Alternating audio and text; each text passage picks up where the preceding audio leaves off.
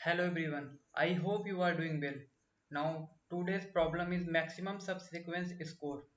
So the problem is quite interesting और इस problem को करने के लिए तुम्हें मेरे साथ थोड़ा सा पेशेंस रखना पड़ेगा वीडियो में। अब प्रॉब्लम हमें कह क्या रहा है? प्रॉब्लम हमें कह रहा है कि हमारे पास दो एरेज हैं और एक के की वैल्यू दी हुई है।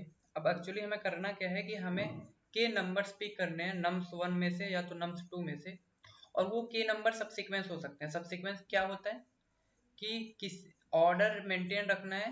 जैसे कि यहाँ पे 1 3 3 2 में सबसीक्वेंस की बात करें तो क्या होता है सबसीक्वेंस, 3 नंबर का सबसीक्वेंस लेना है तो 1 3 3 आंसर हो सकता है हमारा, 1 3 2 हो सकता है।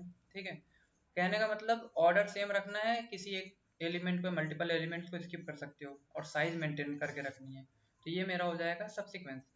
तो हमें दोनों एरे में से सबसीक्वेंस उठाना है।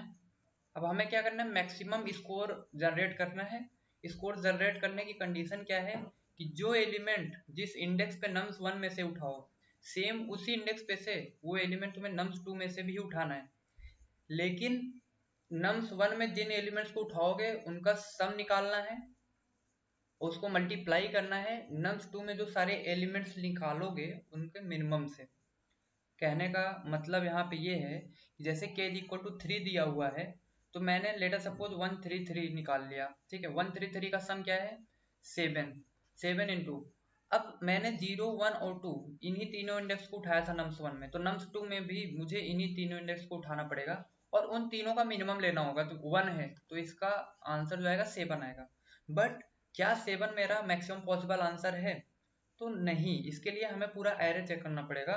क्योंकि सबसीक्वेंस की बात हो रही है तो हम 0 1 और थर्ड इंडेक्स भी पिक कर सकते हैं। उसका सम क्या होगा, उसका सम होगा 3 + 2 + 1 6। तो 6 इंटू, अब मैंने यहाँ पे 0 1 3 पिक किया था तो मुझे यहाँ पे भी 0 1 3 एलिमेंट में ही पिक करना पड़ेगा, लेकिन क्या मिनिमम पिक करना पड़ेगा। ठीक है, तो मिनिमम हो जाएगा 0 1 3 का 1। तो अभी भी आंसर मेरे पास जो निकाल के आ रहा है 6। तो अभी तक मेरे पास मैक्सिमम 7 है। लेकिन अगर मैंने 0 1 2 चेक कर लिया, 0 1 3 चेक कर लिया, अब मेरे पास क्या बचता है 1 2 3। तो अगर मैं 1 2 3 को चेक करना चाहता हूँ, ठीक है, 1 2 3 को चेक करना चाहता हूँ, तो मेरे पास 8 निकल के आता है सम। ठीक है, अब 1 2 3 यहाँ से भी पिक करूंगा, तो 1 2 3 जब मैंने पिक किया तो मुझे पता चला कि 1x का मिनिमम है, तो अभी तक मेरे पास 8 जनरेट हुआ है। ठीक है, और क्या पॉसिबिलिटीज हो सकती हैं हमारे पास में? हमारे पास में पॉसिबिलिटीज हो सकती हैं 0 2 एंड 3। ठीक है, एक अगला सबसीक्वेंस, तो 0 2 3 को जब हम ऐड करते हैं तो हमारे पास 6 निकल के आता है। और नम्स 2 में जब 0 2 और 3 को चेक करते हैं तो मिनिमम एलिमेंट जो आता है 2 3 4 में मिनिमम है 2, तो 12। तो इन सब का मैक्सिमम लोगे तो तुम्हें 12 मैक्स आंसर मिलेगा। हमें यही निकालना है। तो चलिए शुरू करते हैं इस एग्जाम्पल के साथ में। हमें क्लियरली बोला गया था स्कोर क्या होता है। स्कोर होता है कि तुम ai टू ए के -1 एलिमेंट्स पिक करो नम्स 1 में से, ठीक है, फर्स्ट एरे में से, और इसको मल्टीप्लाई कर दो ai टू ए के -1 नम्स 2 में से। करना क्या है, ध्यान रखना क्या है, इसका सम लेना है और इसका मिनिमम लेना है नम्स 2 का। तो यार तुम इजिली सोच सकते हो इस बात को तो, कि दोनों ही नंबर मुझे as a user, as a programmer मुझे क्या चाहिए कि इसका सम मैक्सिमाइज कब हो सकता है, मतलब स्कोर कि दोनों ही नंबर बहुत बड़े हों। ठीक है, बड़े नंबर हों, बहुत ही बड़े नंबर, बड़े इंटू बड़े, तो बहुत बड़े नंबर हों। बट देखो हमारे पास एक लिमिटेशन है। लिमिटेशन क्या है कि अगर हम नम्स 1 में से let us suppose k times ऐसे एलिमेंट चूज करते हैं जो बहुत ही बड़े हैं, जैसे 14 12 2, तो हमारे पास लिमिटेशन ये है ना कि हम नम्स 2 में से बहुत बड़े एलिमेंट्स नहीं चूज कर सकते जिनका मिनिमम निकालें, क्योंकि हमें ना चाहते हुए भी उसके करस्पॉन्डिंग एलिमेंट को ही कंसीडर करना पड़ेगा। तो ऐसा जरूरी नहीं है कि तुम नम्स 1 में से जो बड़े बड़े एलिमेंट चूज करो उसके करस्पॉन्डिंग जो एलिमेंट है उसका मिनिमम लेने पे लार्जेस्ट आंसर ही जनरेट हो रहा हो। ऐसा मैं क्यों बोल रहा हूँ, तो देखो करके देखते हैं। तो लेट अस सपोज हमने यहाँ 14 + 12 + 2 ले लिया, 14 12 2, तो 14 12 2 के कॉरस्पॉन्डिंग एलिमेंट्स निकालने की कोशिश करेंगे तो क्या आ रहा होगा 13 6 11। तो 13 6 11 में से मिनिमम जो है 6 है और इसका 28 हो गया, तो इसको जब हम मल्टीप्लाई कर रहे होंगे तो 168 आ रहा है। और लकली यहाँ पे मैक्सिमम आंसर जनरेट हो रहा है। बट मैं तुम्हें एक चीज याद दिलाना चाहूंगा कि जरूरी नहीं है कि हमेशा ही मैक्स आंसर ही जनरेट कर रहा हूँ। ये तो यहाँ पे होपफुली जनरेट हो गया। कैसे? देखो 14 12 2 की जगह मैं कंसीडर करता हूँ ये जो करॉस्पॉन्डिंग एलिमेंट्स हैं। लेट अस सपोज 6 की जगह 1 होता, तो अब यहाँ पे 1 उठ के चला आया ना मिनिमम एलिमेंट, तो 28 ही जनरेट हो पाता। और जबकि शायद 14 1 2 जब हम ले रहे होते तो 1 की जगह पे लेट अस सपोज 1 के करॉस्पॉन्डिंग हमारे पास 270 होता। अब सोच के देखो 14 प्लस 2 प्लस 1 कितना हुआ? 17। 17 इंटू उसका मिनिमम एलिमेंट क्या होगा? 270 11 13। तो 270 11 13 में मिनिमम एलिमेंट 11 आया, तो 11 इंटू 17 देखो 28 से भी बड़ा हो गया। इसलिए मैं कह रहा था जरूरी नहीं है कि वो क्या हो, मैक्सिमम आंसर ही जनरेट कर रहा हो। तो फिर सोचना बहुत इजी हो गया, हम दोनों ही मैक्सिमम करना चाहते थे, बट हमारे पास ऐसा लिमिटेशन आ गया कि हम सिर्फ नम्स 1 को मैक्सिमम करना चाहेंगे, तो नम्स 2 के करॉस्पॉन्डिंग हमें बार बार चेक करके देखना पड़ेगा निकाल के, सारी पॉसिबिलिटी को चेक करना पड़ेगा जिससे कि मैक्स आंसर जनरेट हो सके। और अगर हम नम्स 2 में के लार्जेस्ट एलिमेंट पिक करके चलते हैं तो नम्स 1 में बार बार चेक करना पड़ेगा। इतना तो समझ में आ रहा है ना? बाकी ये जो ऑपरेशन परफॉर्म करना है ये तो बात की बात है, बट मैक्सिमम कैसे जनरेट होगा कि हम के टाइम्स एलिमेंट्स को पिक कर लें मैक्सिमम वाले को। ठीक है, अब उसने सम बोला है तो उसके टाइम्स एलिमेंट का सम ले लें मैक्सिमम वाले का, और अगर उसने मिनिमम निकालने को बोला है तो के बड़े एलिमेंट्स में से हम मिनिमम निकाल लें। ठीक है, आई होप तुम्हें ये समझ में आ गया। दो केस पॉसिबल है, तो किसी भी केस से करेंगे हमको आंसर सेम मिलेगा, तो हम दोनों से करके देख लेंगे। लेकिन अभी चलो पहले केस से करके देखते हैं जिसमें हम क्या करते हैं कि नम्स 1 में के लार्जेस्ट एलिमेंट पिक करके चलते हैं। ठीक है, मैंने क्या किया, मैंने के लार्जेस्ट एलिमेंट नम्स 1 में से लेट अस सपोज निकाल लिया। अब यहाँ पे समझते भी चलो के लार्जेस्ट एलिमेंट कैसे निकाल रहे होंगे हम। तो देखो लार्जेस्ट निकालना है ना, तो एक काम करते हैं सॉर्टिंग परफॉर्म कर सकते हैं और इंक्रीजिंग से डिक्रीजिंग करते हैं, जिससे कि सबसे बड़ा एलिमेंट सबसे पहले रहे, इसके बाद उससे छोटा, इसके बाद उससे छोटा, इसके बाद उससे छोटा। बट इसमें एक छोटी सी प्रॉब्लम है, प्रॉब्लम ये है ना कि करॉस्पॉन्डिंग एलिमेंट चेंज नहीं होने चाहिए। यार कोई दिक्कत नहीं, हम एक काम करते हैं पेयर बना लेते हैं, vector of pair. Vector of pair बनाएंगे ना तो 12 का करॉस्पॉन्डिंग 6 सेव करवा देंगे, 14 करॉस्पॉन्डिंग 13। जब हम सॉर्ट लगा रहे होंगे ना तो ये जो एलिमेंट सॉर्ट हो रहा होगा नम्स 1 के अकॉर्डिंग, तो वो नम्स 2 को भी साथ में सॉर्ट करता चलेगा। लेकिन नम्स 2 सॉर्ट नहीं हो रहा होगा, वो तो नम्स 1 के साथ में होने की वजह से सॉर्ट हो रहा होगा। क्या मैं कहना चाह रहा हूँ? देखो कहना मैं ये चाह रहा हूँ कि एक काम करते हैं, इसको वेक्टर ऑफ पेयर बना देते हैं और एलिमेंट को रख देते हैं 2 11 1 270, इसके बाद में 14 13 और 12 6। कहाँ रखा मैंने? वेक्टर ऑफ पेयर में। ठीक है, वेक्टर ऑफ पेयर में रख दिया। एक काम करते हैं हम इसको सॉर्ट कर देते हैं। सॉर्ट किसका करते हैं? फर्स्ट के अकॉर्डिंग। ठीक है, फर्स्ट के बेसिस पे। फर्स्ट के बेसिस पे क्यों कर रहे हैं? क्योंकि हम चाहते हैं ना कि के टाइम्स नम्स 1 में से लार्जेस्ट एलिमेंट लेके चलें। तो जब फर्स्ट के अकॉर्डिंग सॉर्ट कर रहे होंगे तो जैसे ही सॉर्ट लगाऊंगा मैं ना, तो ये हो जाएगा 14 13 12 6 2 11 और 1 270। ठीक है, ये ऐसे हो गया। अभी हम नम्स 2 के अकॉर्डिंग भी लेके सॉर्ट करके दिखा दूंगा, वो सेकंड केस में कंसीडर कर लूंगा। अभी तो ये देख के चलो। अब मेरा टास्क क्या है, मैं चाहता हूँ ना कि के लार्जेस्ट एलिमेंट पिक कर लूँ। तो एक काम करता हूँ, के लार्जेस्ट पिक कर लेता हूँ। तो मुझे पता है 14 12 2 में पिक कर लूंगा और इन तीनों को मैं सम कर दूंगा। एक्चुअली कैसे पिक कर रहा हूँ, मैं इस पे आइटरेट कर रहा हूँ, i इज इक्वल टू 0 पे, i इज इक्वल टू 1 पे और i इज इक्वल टू 2 पे। लेट अस सपोज i की वैल्यू 3 थी, मतलब k की वैल्यू 3 थी, तो मैं 0 से लेके 2 इंडेक्स तक मैंने इसको क्या किया, B of I dot first को एक्सट्रैक्ट कर लिया और उसको बार बार सम में ऐड करता गया। तो sum is equal to 14 plus 12 plus 2 मेरे पास आ गया। Actually B of I dot first है ना, तो ये मेरे पास सम आ गया। अब मेरे पास मिनिमम एलिमेंट क्या आएगा? Minimum element is equal to, अब देखो 14 12 और 2 के करॉस्पॉन्डिंग कौन कौन से एलिमेंट? 13 6 11। तो B of I dot second जो हो रहा होगा वो मेरे मिन में आ रहा होगा, लेकिन यहाँ पे मुझे मिनिमम एलिमेंट ओ ऑफ 1 में एक्चुअली चाहिए। ओ ऑफ 1 मतलब जैसे कि हमको डायरेक्टली दिख जाए कौन सा मिनिमम एलिमेंट है। जब हम के लार्जेस्ट चूज कर रहे हो ना सम निकालने के लिए, तो जो के लार्जेस्ट के करॉस्पॉन्डिंग एलिमेंट्स हों जैसे 13 6 11, इसमें मुझे हमेशा पता चलता रहे कि कौन सा मिनिमम एलिमेंट है। तो उसके लिए हम एक काम करते हैं, प्रायोरिटी क्यू बना लेते हैं। प्रायोरिटी क्यू क्यों मुझे याद आया?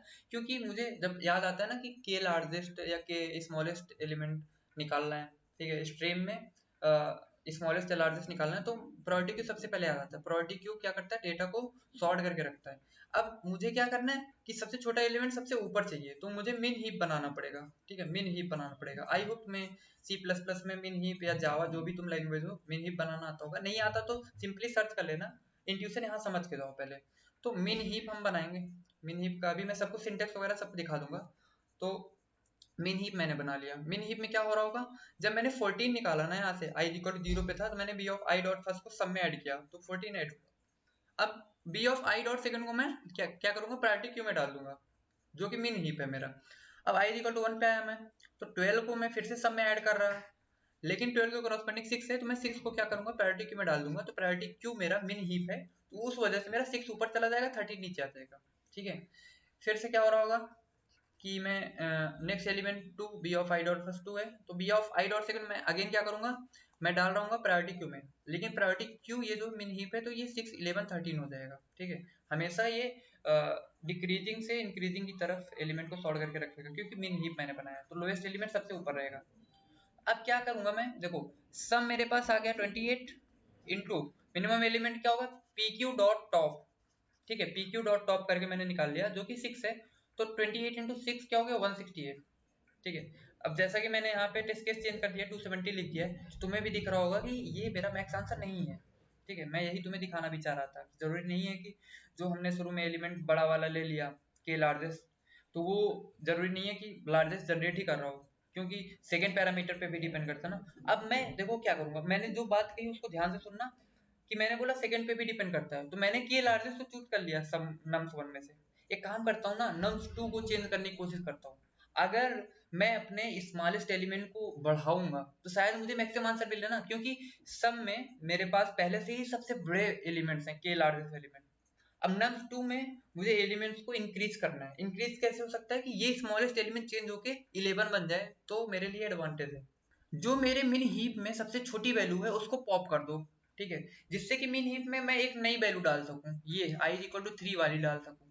ऐसा मैंने क्यों कहा, क्योंकि मैं के टाइम्स ही विंडो को मेंटेन कर रहा हूँ, और के टाइम्स में ही मुझे मिन हीप में वैल्यू चेक करनी है। अब मुझे ये मैं चाह रहा हूँ कि ये जो मेरा फर्स्ट है, ये तो लार्जेस्ट बना चुका हूँ मैं इसको, सबसे बड़े एलिमेंट पिक करके, बट मैं चाह रहा हूँ ना कि मिन एलिमेंट जो है वो भी मेरा थोड़ा थोड़ा इंक्रीज कर सकूं उसकी वैल्यू को, मिनिमम वैल्यू को। तो जैसे ही मैं 6 पॉप करूंगा ना, तो एक प्रॉब्लम फिर से हो जाएगी, कि जब मैं 6 पॉप कर रहा होऊंगा, तो 12 भी मेरे सम में से बाहर निकल जाएगा। ठीक है, अब मैंने तुम्हें कहा ना कि तुमने लार्जेस्ट जनरेट कर लिया नम्स 1 में से, और कोई पॉसिबिलिटी नहीं थी वहां पे, तो अब नम्स 2 में खेलो तो नम्स 1 ऑटोमेटिक मैनिपुलेट हो रहा होगा, चेंज हो रहा होगा। तो मैं 12 को ना चाहती हूँ, मुझे निकालना पड़ेगा, क्योंकि लार्जेस्ट पॉसिबल तो यही था। अब लार्जेस्ट पॉसिबल यही था, तो मिन को मैं क्या कर सकता था, मेरे पास एक ही ऑप्शन था, मैं बढ़ा सकता था। बढ़ाने के लिए जैसे ही मैंने एक कदम बढ़ाया, तो उसने सम को डाउन कर दिया, तो वो मुझे सहना पड़ेगा, क्योंकि अब मैं मिन को नहीं बढ़ाऊंगा तो मुझे मैक्सिमम आंसर नहीं मिलेगा। और अगर मैं इनको बढ़ाया, तो वो ऐसा जरूरी नहीं है, वो टोटल आंसर को मेरे डाउन भी कर सकता है। लेकिन मैं स्टोर करता चलूंगा, बार बार कंपेयर करता चलूंगा ना आंसर को। अब जैसे यहाँ पे आंसर निकाल लिया था, तो मैं हर एक स्टेप में आंसर को मैक्सिमाइज करता चलूंगा, मतलब answer is equal to maximum of answer comma current answer. ठीक है, ऐसे निकाल रहा हूँ। जैसे ही मैंने 6 को बाहर निकाला ना, तो 12 भी मुझे बाहर निकालना पड़ेगा। अब तुम्हें एक चीज और यहाँ पता चलेगी, जब मैंने 6 को निकाला, तो मैं कैसे जानूंगा 6 के क्रॉसपेंडिंग कौन सा एलिमेंट था, बताओ। मतलब मुझे प्रायोरिटी क्यू में भी एक पेयर मेंटेन करना होगा। अगर मैंने 6 डाला, फर्स्ट पोजीशन मुझे 6 चाहिए, तो पता है ना कि नम्स ऑफ 2 जो है वो मेरा प्रायोरिटी क्यू में जा रहा होगा, क्योंकि मिनिमम एलिमेंट निकालना है। तो उसकी कॉरस्पेंडिंग अगली वैल्यू को मैं क्या रखूंगा, नम्स ऑफ 1 का वैल्यू, मतलब 6 की कॉरस्पेंडिंग 12 था तो 12 रखूंगा। 11 के कॉरस्पेंडिंग क्या था, 2 था तो 2 रखूंगा, जिससे कि जब मैं जिसको पॉप करूँ ना, उसको सब में से डाउन भी कर सकूं डायरेक्टली। इसलिए मैंने ऐसा किया, 13 कॉरस्पेंडिंग 14 रख दिया। ठीक है, तो 6 जब मैंने पॉप किया, मतलब ये पूरा पॉप हो जाएगा 6,12, लेकिन उसके पहले मैं क्या किया होगा, मैंने sum minus priority Q dot top dot second, क्योंकि डॉट सेकंड वैल्यू पे मेरा और नम्स 1 का वैल्यू एग्जिस्ट करता है, तो 12 बाहर निकल गया। तो यहाँ से 6 बाहर निकल गया, यहाँ से 12 बाहर निकल गया, मतलब 14 प्लस 2 बचा मेरे पास में। तो जब 12 बाहर निकल गया, अब मैं i इक्वल टू 3 को कंसीडर कर सकता हूँ। तो i इक्वल टू 3 को कंसीडर करूंगा ना, तो अगेन सम में क्या ऐड हो रहा है, v of i dot first, तो 1 ऐड होगा। मजबूरी में ये हो रहा है, क्योंकि मैंने तो सम को मैक्सिमाइज किया था, बट मिनिमम एलिमेंट को बढ़ाने के चक्कर में ना अब मेरा सम डाउन हो गया, तो मुझे कोई फर्क नहीं पड़ता।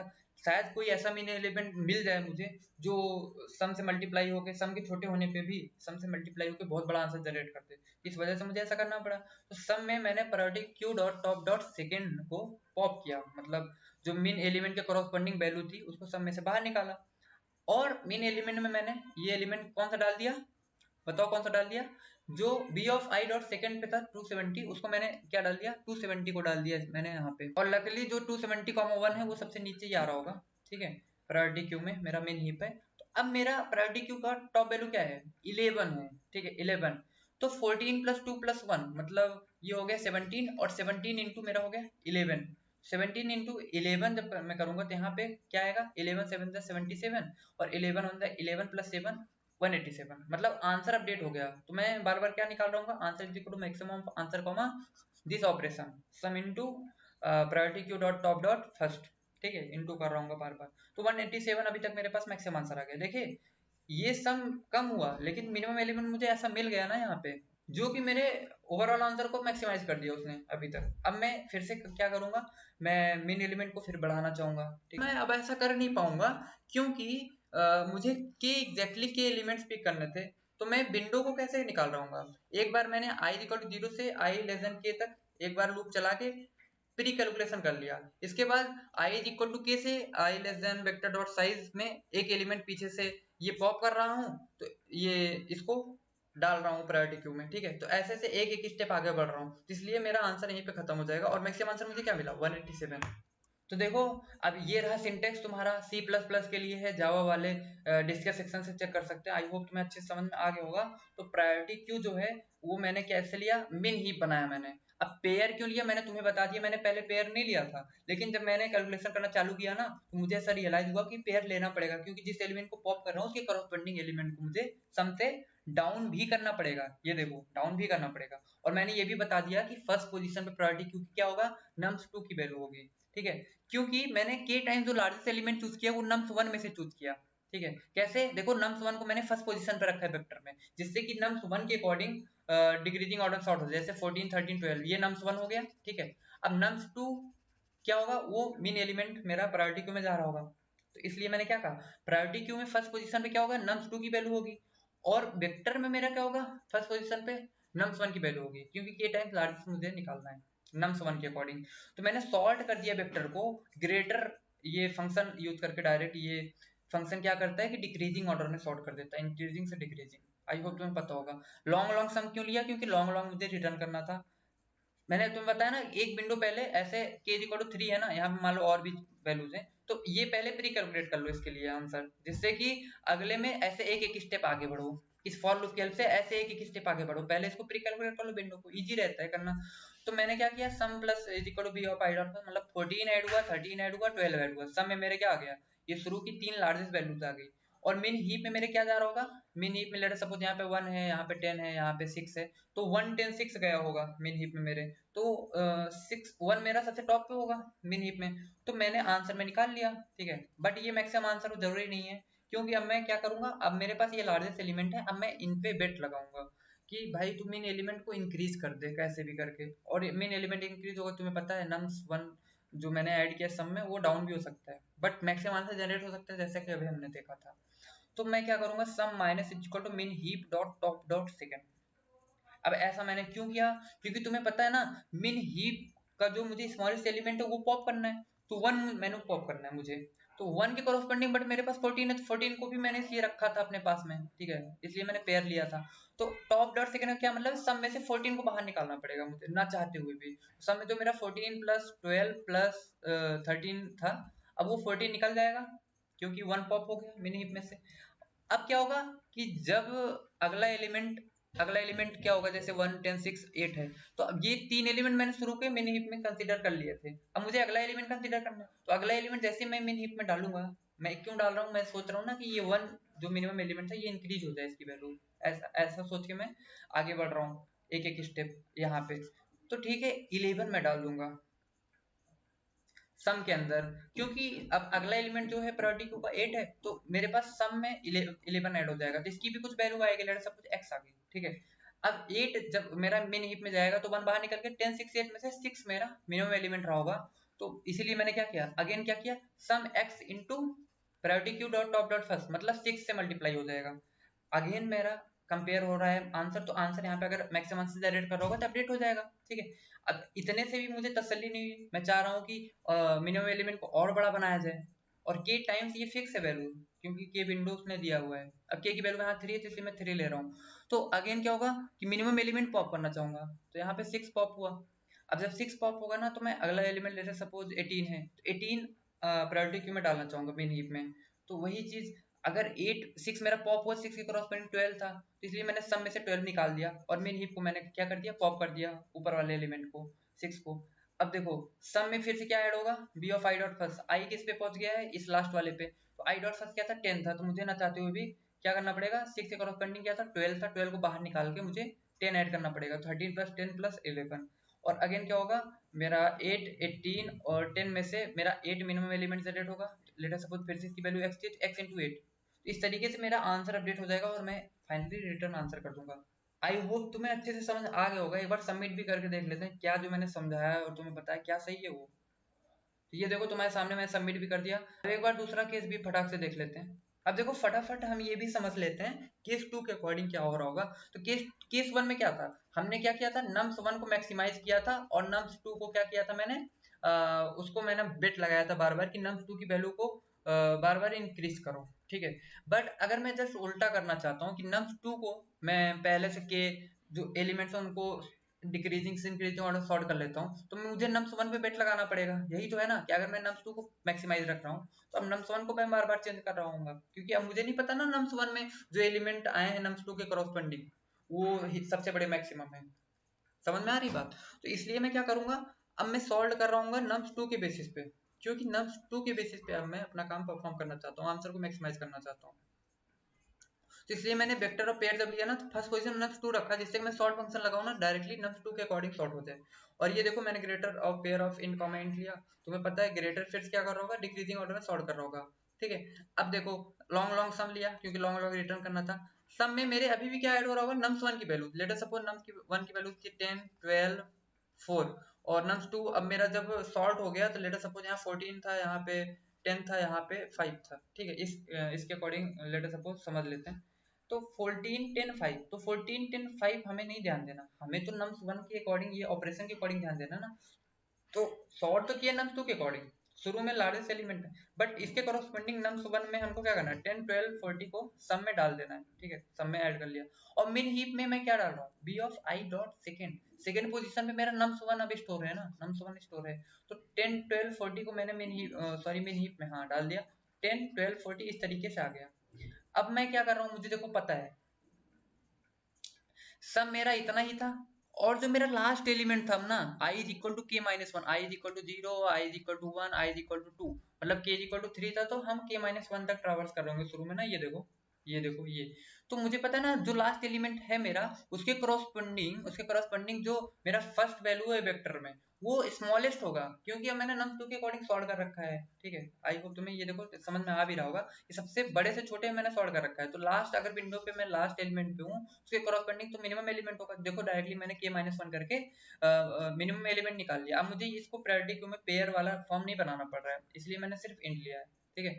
तो मिन हीप में मैंने वैल्यूज डाल दी और आंसर से मैंने निकाल लिया 5 इंटू सम, तो सम मेरा 10 12 प्लस 40 इंटू 5, ठीक है, ये 40 प्लस इंटू 5, तो ये मेरा निकल गया। अब मेरा टास्क क्या है, मेरा टास्क ये है नम्स 2 पे बेट लगाना। तो वही है ना नम्स सम को मैं क्या करूंगा, मिन हीप डॉट टॉप को बाहर निकालूंगा, मतलब सबसे छोटी एलिमेंट को बाहर निकाल लो। अब मैं नम्स 1 को मैक्सिमाइज करना चाहता हूँ, नम्स 1 को, क्योंकि नम्स 2 तो मैंने पहले से ही मैक्सिमाइज कर दिया था। तो नम्स 1 को मैक्सिमाइज करने के लिए अगला एलिमेंट में डालने की कोशिश करूंगा, लेटर सपोज यहाँ पे कुछ और एलिमेंट्स होता है, आई होप अब तुम्हें समझ में आ जाएगा। 10 को बाहर निकालूंगा, कोई और एलिमेंट आएगा, अब वो उसी अकॉर्डिंग सब कुछ काम हो रहा होगा।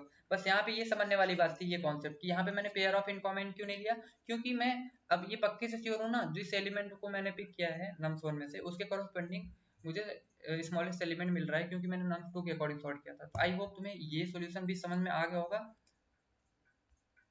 इसको भी एक बार सबमिट करके देख लेते हैं, तो ये भी चल जाएगा। ये लो इसकी टाइम कॉम्प्लेक्सिटी और भी अच्छी है, देखो इससे भी फास्ट चला। आई होप तुम्हें वीडियो में मजा आया होगा। और अगर तुम मेरे चैनल पर नए हो, यहाँ पे स्लाइडिंग विंडो की एक प्लेलिस्ट मैंने बना रखी है, वो प्लीज जाके देख लो, क्योंकि बहुत ही अच्छे अच्छे प्रॉब्लम मैंने कवर कराए हैं और सिंगल टेम्पलेट की हेल्प से मैंने सारे प्रॉब्लम सॉल्व किए हैं। तुम्हें स्लाइडिंग विंडो से प्यार हो जाएगा। और बैक ट्रैकिंग की भी एक प्लेलिस्ट बना रखी है, तुम चैनल को चेकआउट कर सकते हो। मिलते हैं किसी इंटरेस्टिंग वीडियो में। Thank you.